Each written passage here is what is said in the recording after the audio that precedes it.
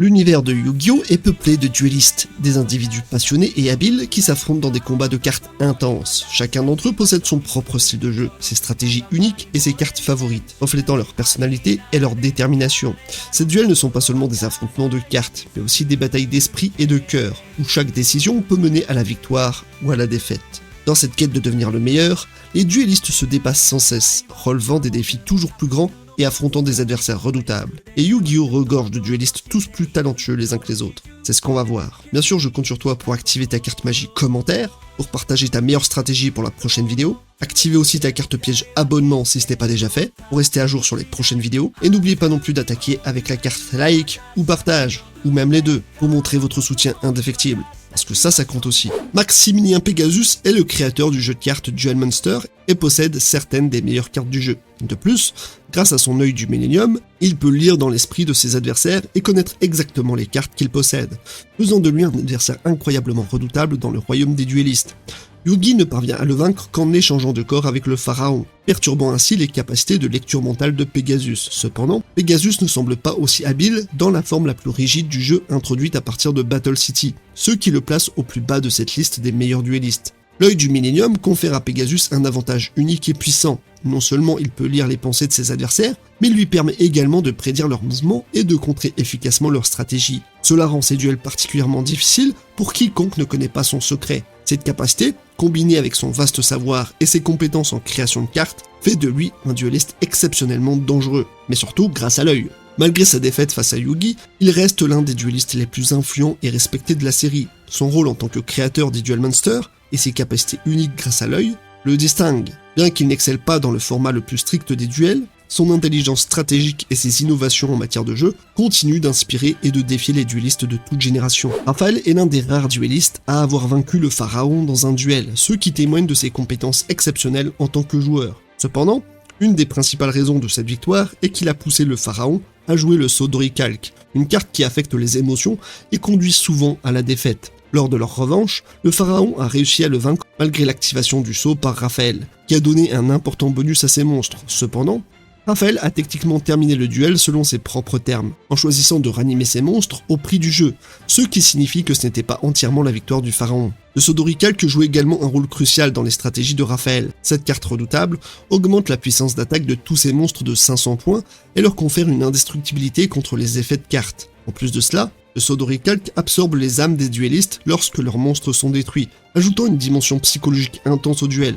Pour Raphaël, cette carte symbolise non seulement un avantage tactique, mais aussi un poids moral, car son utilisation influence directement l'issue des duels de manière dramatique. Raphaël est un duelliste complexe, motivé par un profond sens de l'honneur et une histoire personnelle tragique. Sa capacité à rivaliser avec le pharaon et à exploiter des cartes aussi puissantes montre à quel point il est un adversaire redoutable. Malgré tout, ces duels sont souvent marqués par des dilemmes moraux et des sacrifices personnels, ajoutant une profondeur supplémentaire à son personnage. Dartz est un personnage difficile à évaluer en termes de compétences exactes, étant donné qu'il ne participe qu'à un seul duel dans toute la série. Cependant, lors de ce duel, il affronte simultanément Yami Yugi et Kaiba, leur donnant énormément de fil à retordre. Dartz parvient même à vaincre Kaiba, prouvant ainsi ses compétences exceptionnelles. Cela n'est guère surprenant, car il est le chef du culte d'Orichalque. En tant que leader de ce culte, Dartz possède non seulement une grande maîtrise des Duel Monsters, mais aussi une compréhension profonde des forces obscures qu'il manipule. Son duel contre Yami Yugi et Kaiba est intense et démontre sa capacité à utiliser des stratégies complexes et des cartes puissantes pour dominer ses adversaires. Il fait appel à des monstres redoutables, y compris un monstre avec une attaque infinie, ce qui montre l'étendue de son pouvoir. Bon, on va pas se mentir, il est aussi l'un des decks les plus cheatés de tout l'anime.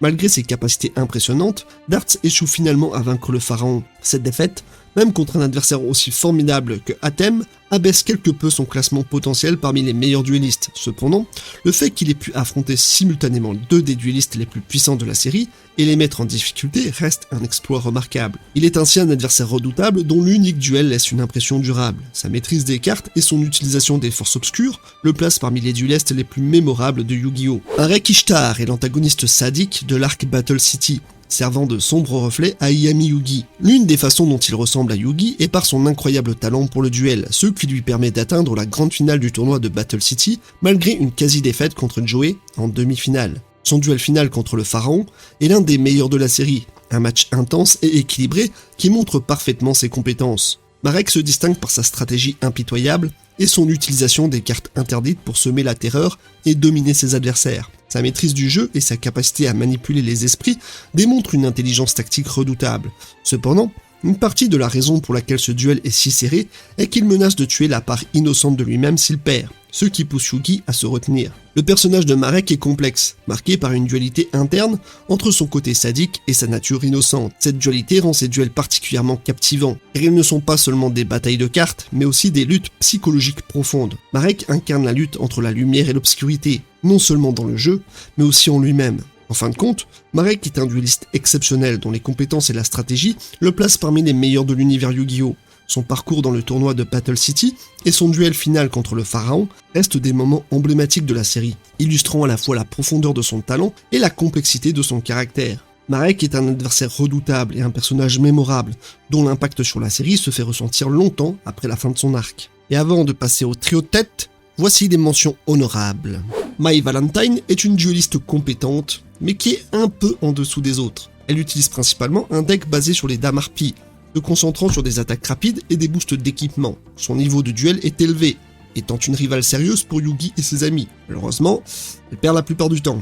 Il y a aussi Bakura Ryo, qui est un dueliste talentueux, particulièrement redoutable en raison de la possession de Yami Bakura. Son deck est centré sur les cartes occultes et les monstres des ténèbres, incluant des cartes puissantes comme Nécrophire des ténèbres et Planche de la destinée, axées sur des stratégies de contrôle et de manipulation. Noah Kaiba est un dueliste talentueux, principal antagoniste de l'arc du monde virtuel. Son deck est basé sur les monstres de type machine, avec des cartes puissantes comme Shinato, roi d'un plan supérieur.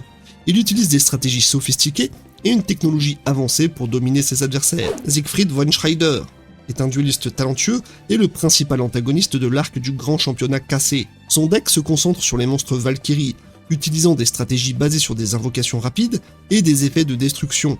Il combine élégance et efficacité pour déstabiliser ses adversaires. Yako Tenma est le principal antagoniste du spin-off Yu-Gi-Oh! Air. Il est le protégé et fils adoptif de Maximilien Pegasus. Tenma cherche à venger ce dernier après sa défaite face à Yugi, en prenant le contrôle d'Industrial Illusions. En tant que duelliste, Yako est redoutable, utilisant un deck centré sur les dieux maléfiques, des monstres puissants qui rivalisent avec les cartes divines égyptiennes. Son style de duel est stratégique et impitoyable, se concentrant sur le contrôle du terrain et la domination de l'adversaire grâce à la puissance brute de son deck. Les dieux maléfiques sont une série de monstres de niveau 10 de type ténèbres et démons, introduits dans le manga. Ils incluent par exemple l'Avatar, le démon de l'enfer, Eraser, le démon de l'enfer, et Dreadroot, le démon de l'enfer, chacun possédant des effets destructeurs et un pouvoir considérable, souvent nécessitant des sacrifices importants pour être invoqué.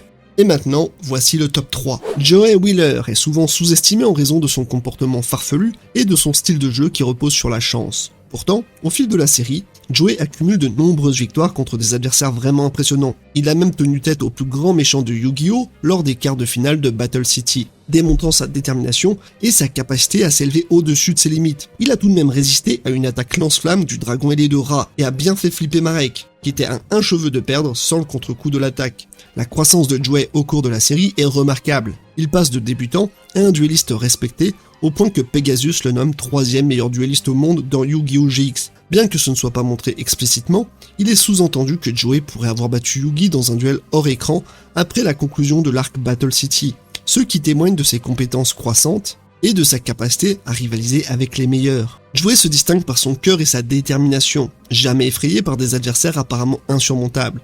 Son style de jeu, souvent basé sur la chance, reflète son optimisme et sa croyance inébranlable en lui-même et en ses cartes. Il possède une capacité unique à se relever après chaque défaite et à apprendre de ses erreurs, ce qui le rend non seulement résilient, mais aussi imprévisible. En dépit de ses débuts modestes et de son manque initial de sophistication stratégique, Joey évolue pour devenir un duelliste de premier plan. Son parcours inspire ses amis et ses rivaux, montrant que la persévérance, le courage et la confiance en soi peuvent transformer même les plus improbables en champions. Joey est donc un exemple parfait de l'évolution personnelle et de l'ascension grâce à la détermination. Seto Kaiba est le principal rival de Yugi et l'un des personnages les plus importants de la série, opérant à un niveau de compétence similaire à celui du roi des jeux. Il dispose de certains des monstres les plus puissants du jeu, et son ambition incessante le pousse à toujours s'améliorer dans l'espoir de battre un jour Yugi dans un duel. Cette quête de perfection l'a conduit à participer à certains des meilleurs duels de la série, notamment ceux où il affronte Yugi. Sa compétence ne provient pas seulement du fait qu'il est la réincarnation d'un ancien esprit égyptien, mais aussi de tout le travail acharné qu'il a consacré à maîtriser le jeu. Kaiba est un stratège exceptionnel, utilisant sa richesse et ses ressources pour acquérir les cartes les plus rares et les plus puissantes, et perfectionner ses techniques de duel. Ainsi, le personnage est défini par son désir de surpasser Yugi. Cette rivalité pousse Kaiba à ses limites et au-delà, le forçant à innover et à se perfectionner constamment. En dehors de Yugi, très peu de duellistes peuvent espérer le battre dans un duel sérieux, ce qui en fait l'un des adversaires les plus redoutables de l'univers. Kaiba n'est pas seulement un duelliste talentueux, il est également un visionnaire et un innovateur dans le monde des Duel Monsters. Son influence s'étend au-delà de simples duels, affectant la technologie et l'industrie même du jeu. Malgré son attitude souvent arrogante et son obsession de la victoire, Kaiba est un personnage complexe dont la détermination et la passion pour le duel inspirent respect et admiration.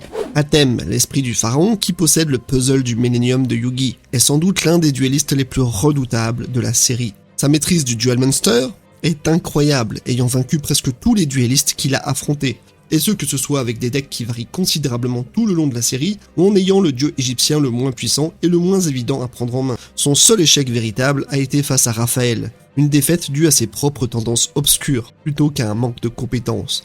Techniquement, Atem a également perdu contre Pegasus et Kaiba, mais ses défaites étaient particulières. Contre Pegasus, il a été contraint par une limite de temps. Quant à Kaiba, ce dernier a menacé de se jeter d'un château s'il perdait, ce qui en fait l'un des duels les plus extrêmes de Yu-Gi-Oh! Pendant la majeure partie de la série, Atem est considéré comme le meilleur duelliste, dominant par son intelligence stratégique et sa capacité à utiliser des cartes puissantes avec une précision mortelle. Cependant, les épisodes finaux de Yu-Gi-Oh! Modifient cette perception. Dans le duel final entre Yugi et Atem, c'est Yugi qui émerge victorieux, montrant que l'élève a surpassé le maître. Cette défaite symbolise non seulement la croissance de Yugi, en tant que duelliste, mais aussi l'achèvement de la mission d'Atem. Transmettre ses connaissances et ses compétences à son jeune protégé. Bien sûr, pour beaucoup, et pour moi aussi, il reste le duelliste légendaire, dont les victoires et la sagesse ont façonné l'histoire même de Yu-Gi-Oh! Sa capacité à rester calme sous pression, son intuition et sa profonde compréhension des cartes font de lui l'adversaire le plus redoutable. Bien que Yugi ait pris la première place à la fin de la série, Atem est et restera une figure emblématique et respectée.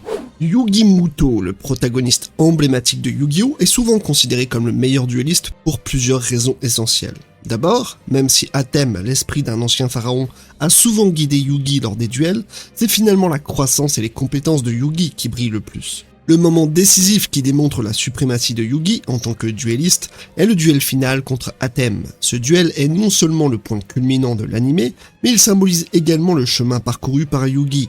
En réussissant à battre Atem, Yugi prouve qu'il a non seulement appris de son mentor spirituel, mais qu'il a également surpassé son maître. Durant ce duel, Yugi triomphe sur des cartes légendaires comme le Magicien des Ténèbres et les 3 dieux égyptiens, un exploit inédit qui souligne son extraordinaire habileté et stratégie. En dehors de ce duel emblématique, Yugi a démontré à plusieurs reprises sa capacité à résoudre des situations complexes et à surmonter des adversaires redoutables grâce à son intelligence, sa persévérance et sa connexion profonde avec ses cartes. Contrairement à d'autres duellistes qui dépendent fortement de cartes puissantes ou de la chance, Yugi utilise sa compréhension du jeu et sa capacité à garder son calme sous pression pour sortir victorieux. Voilà, je crois avoir fait le tour des duellistes les plus mémorables de la première série originale. Les duellistes de cette série nous ont montré que chaque carte jouée est une décision stratégique, un reflet de leur intelligence et de leur passion. Les leçons apprises sur le terrain de jeu vont bien au-delà des cartes, nous rappelant que les conflits peuvent être résolus avec ingéniosité et esprit. Et n'oubliez pas, la prochaine fois que vous faites face à un défi, réglez vos problèmes au poker plutôt qu'en choisissant la violence.